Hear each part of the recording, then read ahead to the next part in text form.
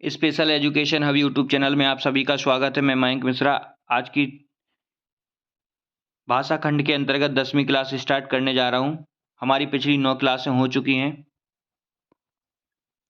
जिसने अभी तक हमारा YouTube channel special education hub subscribe नहीं किया है वो सब्सक्राइब कर लें और वीडियो को लाइक और शेयर कर दें। ज़्यादा से ज़्यादा लाइक और शेयर करें ताकि सभी लोगों तक नोटिफिकेशन पहुँच जाए कि क्लास स्टार्ट हो चुकी है। दोस्तों ये 10वीं क्लास है। कौन सी क्लास है? 10वीं क्लास है। आज हम इसके अंतर्गत पढ़ने जा रहे हैं महात्मा गांधी जी के भाषा संबंधी विचार।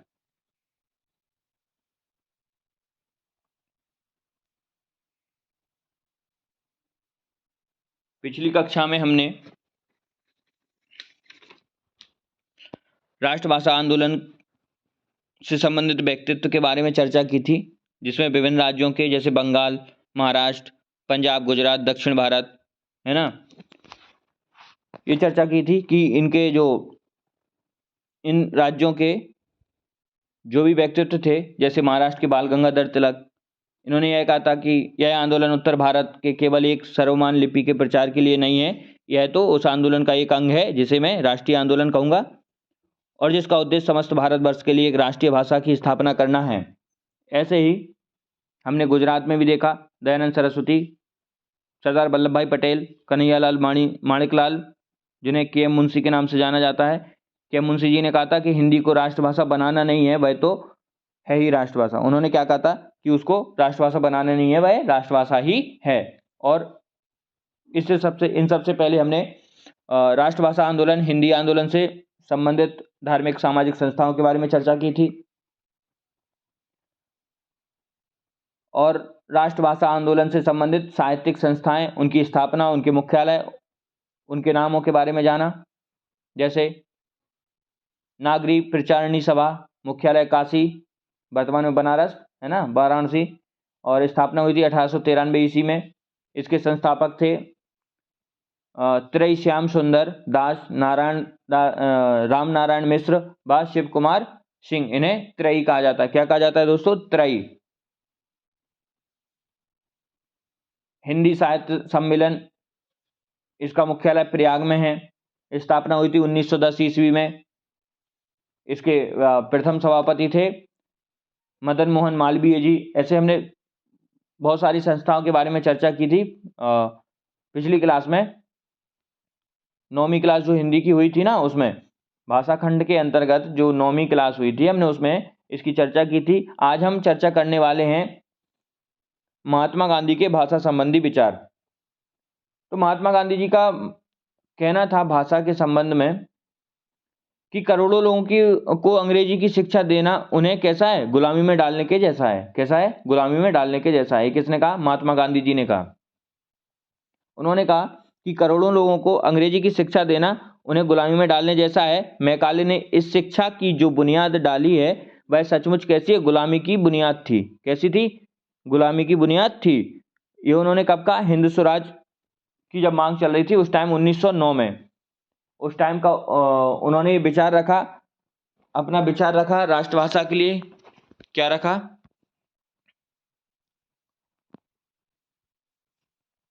उन्नीस सौ नौ में। कब? 1909 में। महात्मा गांधी जी का विचार था करोड़ों लोगों को अंग्रेजी की शिक्षा देना उन्हें गुलामी में डालने जैसा है। मैकाले ने शिक्षा की जो बुनियाद डाली वह सचमुच गुलामी की बुनियादी है। उन्होंने फिर 1914 में, कब? 1914 में एक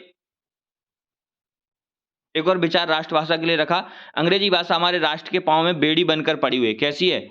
यह भाषा हमारे राष्ट्र के पांव में क्या? बेड़ी बनकर पड़ी हुई है। भारतीय विद्यार्थी को अंग्रेजी के मार्फत ज्ञान अर्जित करने पर कम से कम 6 वर्ष अधिक बर्बाद करने पड़ते। उन्होंने कहा कि भारतीय विद्यार्थियों को अंग्रेजी के मार्फत ज्ञान अर्जित करने पर कम से कम 6 वर्ष अधिक बर्बाद करने पड़ते हैं। जैसे अगर हम हिंदी भाषा सीखेंगे तो हमें 6 वर्ष का कम समय लगेगा, लेकिन हम अंग्रेजी भाषा सीखेंगे तो क्या होगा? 6 वर्ष का ज़्यादा समय हमको लगेगा। यदि हमें एक विदेशी भाषा पर अधिकार पाने के लिए जीवन के क्या अमूल्य 6 वर्ष। कैसे दोस्तों? अमूल्य 6 वर्ष लगा देने पड़े तो फिर और क्या हो सकता है? मतलब अगर हम 6 वर्ष ऐसे ही बर्बाद कर देंगे तो इससे बुरा क्या होगा? कुछ भी नहीं होगा ना। समय बहुत कीमती है, आपको पता है। जैसे आज की एक क्लास मिस हो गई, आज का समय ऐसा है कि जैसे यूट्यूब के माध्यम से ऑनलाइन क्लासेस चल रही है ना, अगर आज की क्लास मिस हो गई तो आप क्या कर सकते हैं? रिकॉर्डेड क्लास आप 1 घंटे बाद, 2 घंटे बाद, 1 महीने बाद, 2 महीने बाद, 1 साल बाद देख सकते हैं। जब तक कि वो वीडियो हम डिलीट ना करें यूट्यूब से, तब तक आप उसको देख सकते हैं या आप डाउनलोड कर सकते हैं। कर सकते क्या नहीं? लेकिन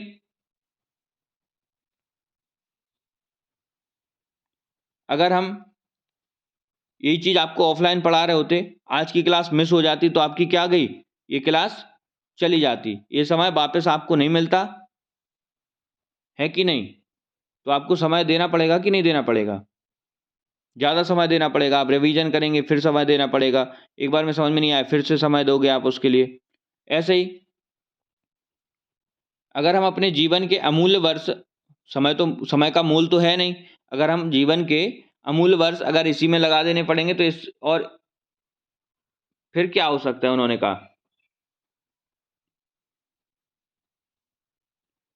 उन्होंने कहा, जिस भाषा में तुलसीदास जैसे कवि ने कविता की हो वह अत्यंत पवित्र और उसके सामने कोई भाषा ठहर नहीं सकती। ये उन्होंने कहा 1916 में।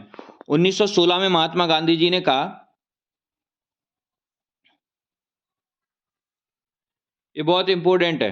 क्या है? बहुत ही इंपॉर्टेंट है कि जिस भाषा में तुलसीदास जैसे कवि ने कविता की हो वह अत्यंत कैसी है? पवित्र है और उसके सामने कोई भाषा ठहर नहीं सकती। अगर ऐसे आपको क्वेश्चन आ जाए पेपर में, मान लो कि हिंदी अत्यंत पवित्र है और उसके सामने कोई भाषा ठहर नहीं सकती, यह कथन किसका है? तो दोस्तों किसका है? ऐसे ऑप्शन आ जाएंगे, महात्मा गांधी, बाल गंगाधर तिलक, सुभाष चंद्र बोस, है ना, दयानंद सरस्वती, सरदार वल्लभ भाई पटेल। जब आपको पता होगा तभी आप लगा पाएंगे क्वेश्चन का आंसर कि यह कथन किसका है। यह कथन महात्मा गांधी जी का है। या ऐसे लाइन आ जाएगी कि ये विचार किसने प्रकट किए थे? कि जिस भाषा में तुलसीदास जैसे कवि ने कविता की हो वह अत्यंत पवित्र है और उसके सामने कोई भाषा ठहर नहीं सकती। तो महात्मा गांधी जी ने, अगर सन पूछ लेगा आपसे कि ये सन कब उन्होंने ये विचार रखा, यह कथन उन्होंने कब दिया, तो उन्होंने कब दिया? 1916 में। कब दिया? 1916 में। उन्होंने फिर 1917, कब? 1917 में कहा हिंदी ही हिंदुस्तान के शिक्षित समुदाय की सामान्य भाषा हो सकती है, यह बात निर्विवाद सिद्ध है। कैसी है? निर्विवाद सिद्ध है, मतलब कोई इसमें विवाद नहीं है, कोई कैसा भी इसका विरोध नहीं करता। और जिस स्थान को अंग्रेजी भाषा आजकल लेने का प्रयत्न कर रही है और जिसे लेना उसके लिए संभव, ये संभव नहीं है। ये क्या लिखा? संभव जो लिखा है यहाँ पे संभव नहीं है, यहाँ पे लिख लो क्या? असंभव। क्या? असंभव। क्या कर लेना है आपको? असंभव कर लेना है। ये संभव जो लिखा है यहाँ पे आ और लगा लो आप आगे। क्या? असंभव। जिसे लेना उसके लिए असंभव है, वही स्थान हिंदी को मिलना चाहिए। हिंदी का उस पर पूर्ण अधिकार है। ये किसके विचार थे? महात्मा गांधी जी के विचार थे कि जो भाषा अंग्रेजी अभी है, जो हिंदी भाषा का स्थान लेने के लिए प्रयास कर रही है और जिसके लिए यह स्थान लेना असंभव है, वही स्थान किसको मिलना चाहिए? हिंदी को मिलना चाहिए, क्योंकि हिंदी उस पर पूर्ण अधिकार रखती है। यह स्थान अंग्रेजी को नहीं मिल सकता क्योंकि वह विदेशी भाषा है। उनका क्या मानना था कि अंग्रेजी कैसी भाषा है? विदेशी भाषा है और हमारे लिए बड़ी ही कठिन है। यह विचार महात्मा गांधी जी ने कब रखे? 1917 में रखे। उन्होंने कहा कि हिंदी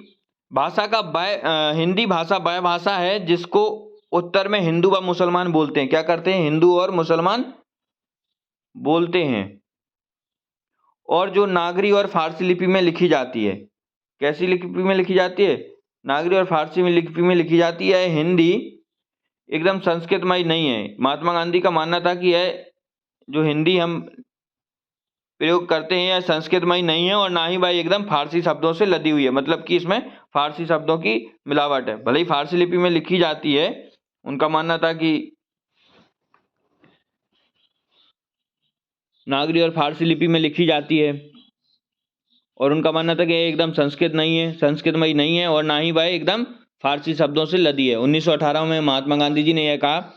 उन्होंने फिर और भी आगे विचार रखे, जिनमें हिंदी और उर्दू नदियां हैं और हिंदुस्तानी क्या है, सागर है। हिंदू और उर्दू नदियां हैं, हिंदुस्तानी सागर है। हिंदी और उर्दू दोनों का आपस में हिंदू और उर्दू को दोनों को आपस में क्या झगड़ा नहीं करना चाहिए, दोनों का मुकाबला। महात्मा गांधी जी का मानना था कि दोनों का मुकाबला किससे, अंग्रेजी से। उनका मानना था कि हिंदी और उर्दू का मुकाबला नहीं है, उनका मुकाबला दोनों का है, इंग्लिश से है। और उन्होंने कहा कि हिंदी और उर्दू नदियां नहीं है और हिंदुस्तानी सॉरी हिंदी और उर्दू नदियां हैं और हिंदुस्तानी क्या है, सागर है। अब हम बात करते हैं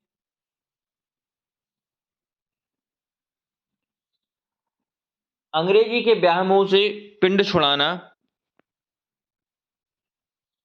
अरे तो नीचे रह गया।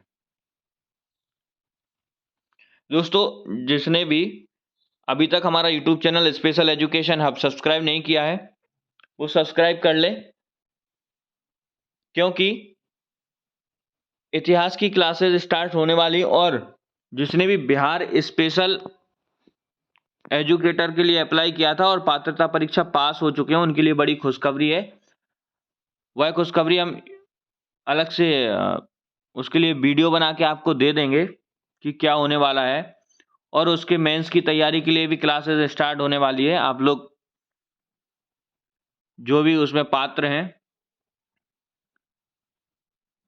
विशेष शिक्षक भर्ती परीक्षा पास जिन्होंने की है, उनका मेंस होने वाला है और उसके लिए क्लासेस स्टार्ट होने वाली हैं।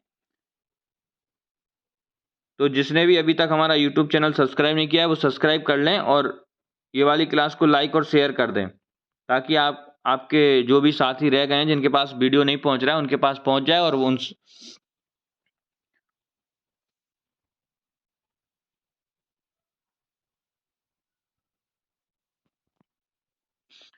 हाँ ये रहा, ये वाली स्लाइड में है।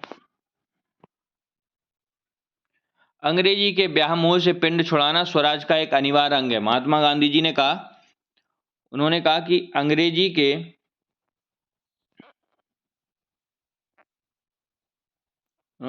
अंग्रेजी के व्यामोह से पिंड छुड़ाना स्वराज का एक अनिवार्य अंग है। क्या है, अनिवार्य अंग है। और उन्होंने कहा यदि मतलब कि मैं यदि तानाशाह होता, मेरा बस चलता तो आज हिंदी ही विदेशी भाषा में शिक्षा तो आज ही मैं क्या करता, विदेशी भाषा में शिक्षा देना बंद कर देता, सारे अध्यापकों को स्वदेशी भाषाएं अपनाने पर मजबूर कर देता और जो आनाकानी करते उन्हें बर्खास्त कर देता। उन्होंने कहा मेरा बस चलता, मैं ही सब कुछ होता, मतलब उनका बस चलता, उनकी सारी चलती, तो वो क्या करते, आज ही उन्होंने कहा कि मैं आज ही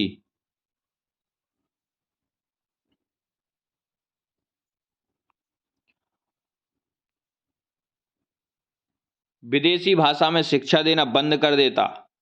क्या कर देता, विदेशी भाषा में शिक्षा देना बंद कर देता। और जो टीचर पढ़ाने का कार्य कर रहे थे, जो शिक्षक थे, उनको स्वदेशी भाषा अपनाने के लिए बोलता। क्या बोलता, स्वदेशी भाषा अपनाइए। और अगर वो आनाकानी करते, नहीं मानते, उनके विचारों से सहमत नहीं होते, वो कहते नहीं हम तो क्या दूसरी भाषा ही पढ़ाएंगे, आपकी बात नहीं सुनेंगे, तो उन्हें क्या कर देते, तुरंत बर्खास्त कर देते, हटा देते। उन्होंने कहा मैं पाठ्य पुस्तकों की तैयारी का इंतजार नहीं करूंगा। क्या नहीं करूंगा, पाठ्य पुस्तकों की तैयारी का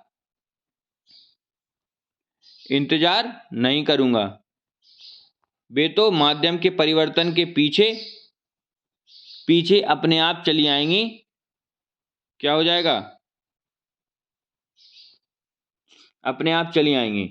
यह एक ऐसी बुराई है जिसका तुरंत इलाज होना चाहिए। उन्होंने कहा यह एक ऐसी बुराई है जिसका क्या होना चाहिए, तुरंत इलाज होना चाहिए। जैसे कोई गंभीर बीमारी हो जाती है या हमें ऐसा लगता है कि ये बीमारी होने वाली है, हम ये चीज़ खाएंगे तो हमें ये नुकसान हो जाएगा, तो क्या करते, एंटीबायोटिक ले लेते कि नहीं, पहले ही ले लेते।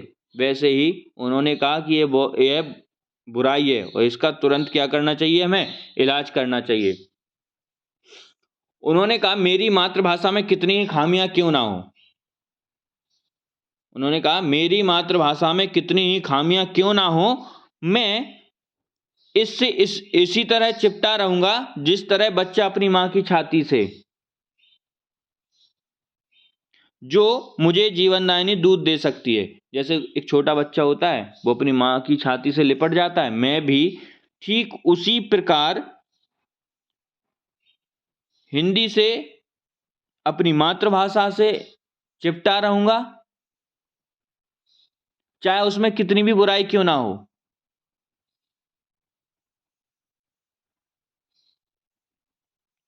अगर अंग्रेजी उस जगह को हड़पना चाहती है जिसकी वह हकदार नहीं है, क्या है, अंग्रेजी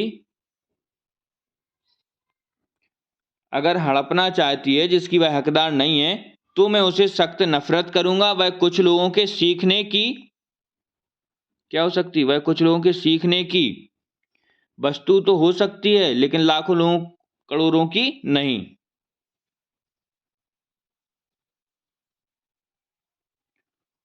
उन्होंने कहा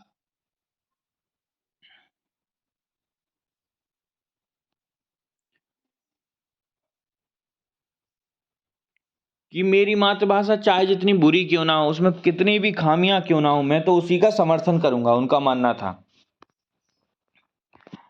महात्मा गांधी जी ने कहा कि लिपियों में सबसे अव्वल दर्जे की लिपि नागरी को मानता हूं।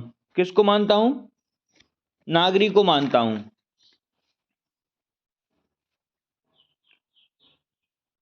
मैं मानता हूं कि नागरी और उर्दू लिपि के बीच अंत में जीत नागरी लिपि की होगी। उनका क्या मानना था कि अंत में जो जीत होगी वो किसकी होगी, नागरी लिपि की होगी। किसमें और किसमें, उर्दू और नागरी पे। और उन्होंने एक बात और कही थी कि उर्दू का और हिंदी का आपस में झगड़ा नहीं होना चाहिए। उनका मुकाबला किससे है, अंग्रेजी से है। किससे, अंग्रेजी भाषा से है। उनका आपस में कोई मुकाबला नहीं है, उनका मुकाबला सिर्फ अंग्रेजी से है। उन्हें आपस में नहीं झगड़ा करना चाहिए। और दोस्तों, ये तो महात्मा गांधी के विचार थे जो पूरे हुए, और इसी के साथ हमारा दूसरा पॉइंट भी पूरा हुआ।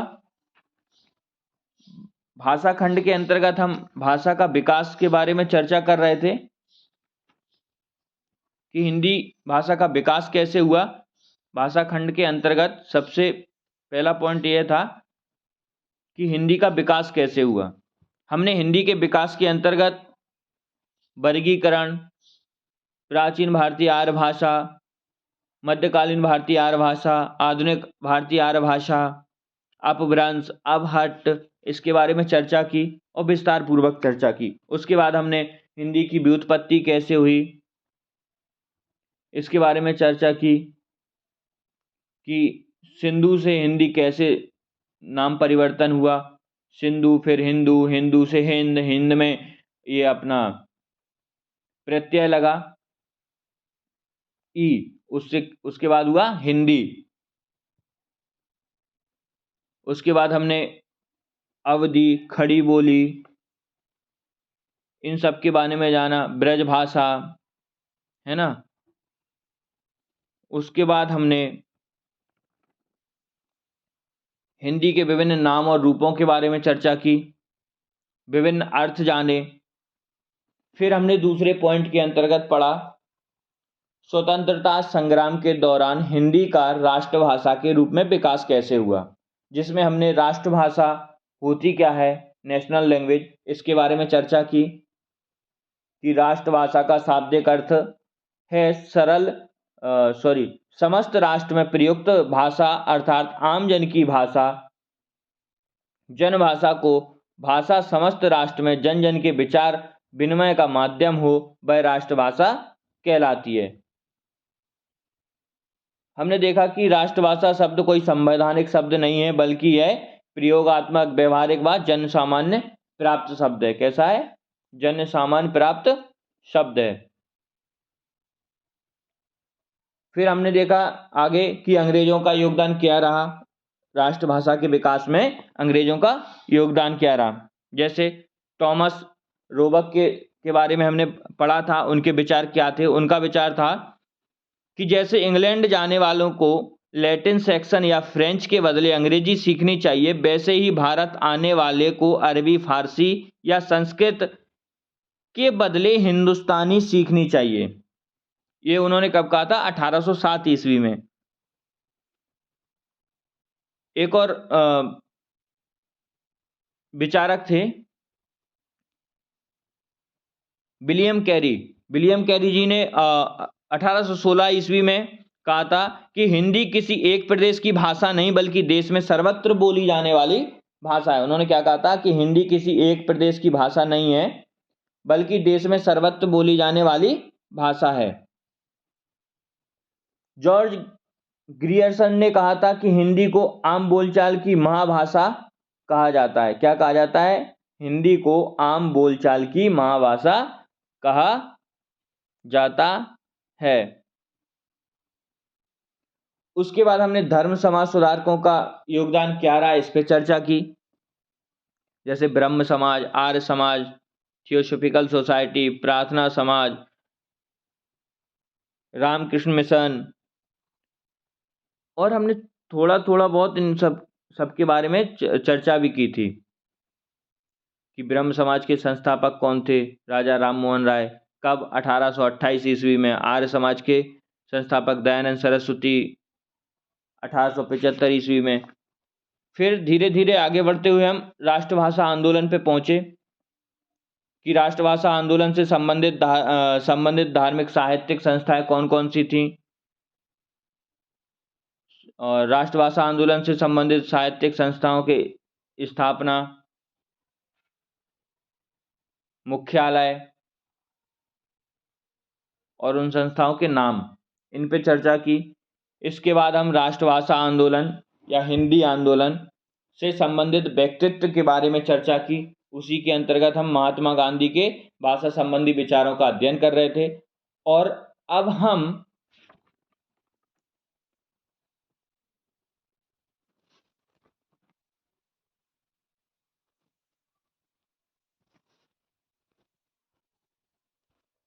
अध्ययन करने वाले हैं स्वतंत्रता के बाद हिंदी का राजभाषा के रूप में विकास। क्या दोस्तों? स्वतंत्रता के बाद हिंदी का राजभाषा के रूप में विकास, ये तीसरा पॉइंट है हमारा भाषा खंड के अंतर्गत भाषा के विकास में। दोस्तों सबसे पहले हम जानेंगे कि राजभाषा होती क्या है। क्या होती? राजभाषा होती क्या है? राजभाषा यानी ऑफिशियल लैंग्वेज। राजभाषा का शाब्दिक अर्थ है राजकाज की भाषा। क्या विद्यार्थियों? राजकाज की भाषा। जो राजकाज की भाषा होती है वह क्या होती है? राजभाषा होती है। जो भाषा देश के राजकीय कार्यों के लिए प्रयुक्त होती है वह राजभाषा कहलाती है। क्या कहलाती है? राजभाषा कहलाती है।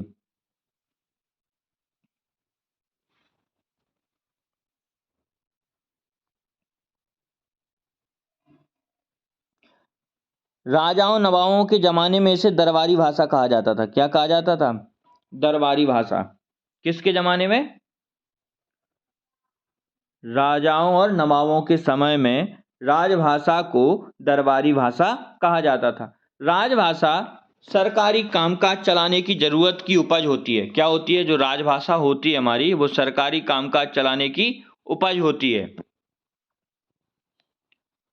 स्वशासन आने के बाद राजभाषा की आवश्यकता होती है। प्रायः राष्ट्रभाषा ही स्वशासन आने के बाद राजभाषा बन जाती है। क्या बन जाती है? राजभाषा बन जाती है। भारत की में भी राष्ट्रभाषा हिंदी को राजभाषा का दर्जा प्राप्त हुआ है। भारत में भी, अपने भारत में क्या है, जो अपनी राष्ट्रभाषा हिंदी है उसी को राजभाषा का दर्जा प्राप्त हुआ है। राजभाषा एक संवैधानिक शब्द है। क्या है दोस्तों? जो अपनी राजभाषा है ना, वो कैसा है? संवैधानिक शब्द है। कैसा? संवैधानिक शब्द है। 14 सितंबर, कब? 14 सितंबर 1949 ईस्वी को हिंदी को संवैधानिक रूप से राजभाषा घोषित किया गया। क्या किया गया? संवैधानिक रूप से राजभाषा घोषित किया गया। इसीलिए प्रत्येक वर्ष 14 सितंबर को हिंदी दिवस के रूप में मनाया जाता है। आज कितना सितंबर है? 16 सितंबर। कितना? 16 सितंबर।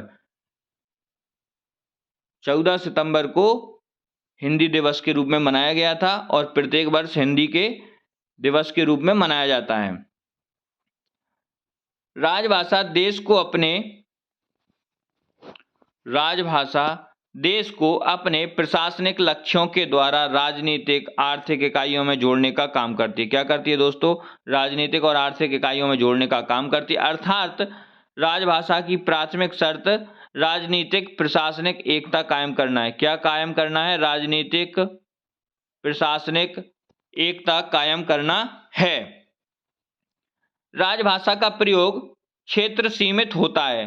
कैसा होता है? राजभाषा का प्रयोग वो क्या है? सीमित क्षेत्र में होता है। यथा वर्तमान समय में भारत सरकार के कार्यालयों में कुछ राज्यों, जैसे हिंदी क्षेत्र के राज्यों में राजकाज हिंदी में होता है। अन्य राज्य सरकारें अपनी अपनी भाषा में कार्य करती हैं, हिंदी में नहीं। जैसे महाराष्ट्र में मराठी में, कैसे? मराठी में, पंजाब में पंजाबी में, गुजरात में गुजराती भाषा में। क्या होता है दोस्तों? ये जो राज्य हैं ये क्या करते हैं? हिंदी में कामकाज ना करके अपनी लोकल राज्य की जो भाषा होती है उसमें काम करते हैं। पंजाब में कौन सी भाषा में होता है? पंजाबी में होता है। महाराष्ट्र में मराठी में होता है। गुजरात में गुजराती में होता है। ऐसे ही दक्षिण भारत में भी, पूरे दक्षिण भारत में भी जो राज्य हैं उनमें अपने अपने राज्य की भाषा में काम होता है। उड़ीसा में उड़िया में होता है। आप मध्य प्रदेश चले जाएंगे हिंदी में होता, उत्तर प्रदेश चले जाएंगे हिंदी में होता। राजभाषा कोई भी भाषा हो सकती है, स्वभाषा या परभाषा। राजभाषा क्या हो सकती है? राजभाषा कोई भी भाषा हो सकती है, स्वभाषा हो या परभाषा हो। जैसे मुगल शासक अकबर के समय से लेकर मैकाले के काल तक फारसी राजभाषा थी। क्या थी? फारसी जो राजभाषा थी वो कब थी? अकबर के समय से मैकाले के समय के बीच में के टाइम पीरियड में वो मुगल शासन में फारसी राजभाषा थी। मैकाले के काल से स्वतंत्रता प्राप्ति तक अपने भारत में क्या रहा? अंग्रेजी राजभाषा रही, क्योंकि अंग्रेजों का शासन था। उन्होंने अपनी शिक्षा पद्धति को लागू किया और उन्होंने कामकाज करने की भाषा को भी क्या रखा? अंग्रेजी रखा। ये क्या थी? दोनों विदेशी भाषाएं थी। तो हम कह सकते हैं कि राजभाषा कोई भी भाषा हो सकती है, चाहे वो देश की हो या विदेश की हो। सीधी सी बात है, उस समय उनका शासन था, उन्होंने अपनी भाषा को राजभाषा बनाया, कामकाज की भाषा बनाया। वही है ना कि जो भाषा राजकाज की भाषा, जो देश की भाषा राजकीय कार्यों के लिए प्रयुक्त होगी, वह क्या कहलाएगी? राजभाषा कहलाएगी।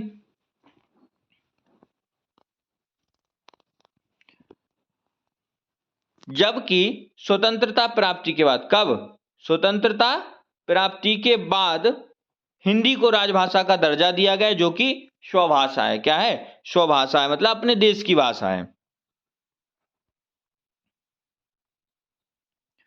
दोस्तों, हमने अभी महात्मा गांधी जी के विचारों को विस्तार पूर्वक से पढ़ा, जाना, समझा। फिर उसके बाद हमने नया टॉपिक स्टार्ट किया कि स्वतंत्रता के बाद हिंदी का राजभाषा के रूप में विकास कैसे हुआ, और हमने आज राजभाषा होती क्या है इस पे चर्चा की।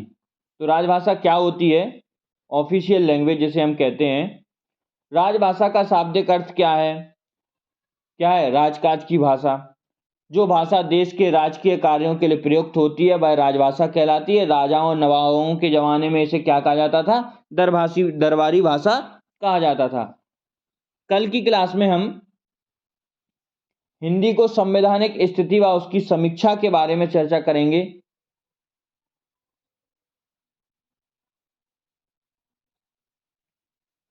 कि हिंदी भारत की राष्ट्रभाषा नहीं बल्कि राजभाषा है। संविधान के लागू होने के दिन से 15 वर्षों की अवधि तक अंग्रेजी बनी रहेगी। ऐसी विचार कुछ थे उस समय। हम इन पे कल विस्तार से अध्ययन करेंगे और फिर हम ये जानेंगे कि राजभाषा संघ की भाषा मतलब संविधान में क्या क्या अपनी राजभाषा के लिए है, इसके बारे में विस्तार पूर्वक अध्ययन करेंगे। जैसे राजभाषा संघ की भाषा होगी, हमारे संघ की राजभाषा कौन सी है? हिंदी। और लिपि कौन सी है? देवनागरी। और अंकों का रूप भारतीय है। ऐसे ही 8वीं अनुसूची में क्या दिया है? प्रादेशिक भाषाएं क्या हैं? एचसी और एससी आदि की भाषाएं क्या हैं? विशेष निर्देश क्या हैं? हिंदी के विकास के लिए जो निर्देश हैं वो क्या क्या हैं? संघ की भाषा के रूप में भाषा की समीक्षा, ये सारी चीजें हम कल विस्तार पूर्वक अध्ययन करेंगे। और उसके बाद हम फिर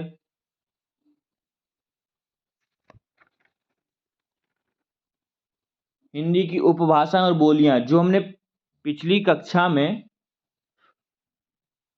उनका सिर्फ परिचय जाना था कि पूर्वी हिंदी,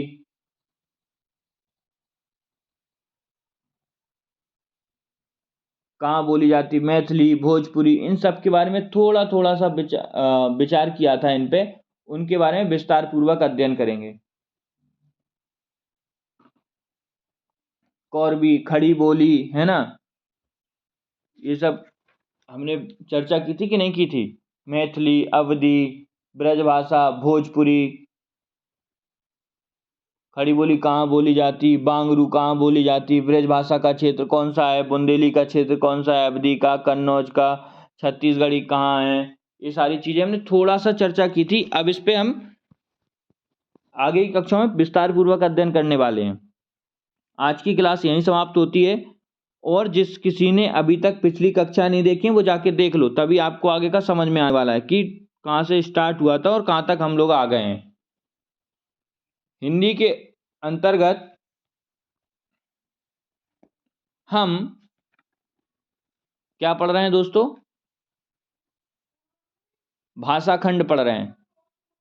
भाषा खंड के अंतर्गत हम हिंदी भाषा का विकास, स्वतंत्रता संग्राम के दौरान हिंदी का राष्ट्रभाषा के रूप में विकास, स्वतंत्रता के बाद हिंदी का राजभाषा के रूप में विकास का अध्ययन कर रहे हैं।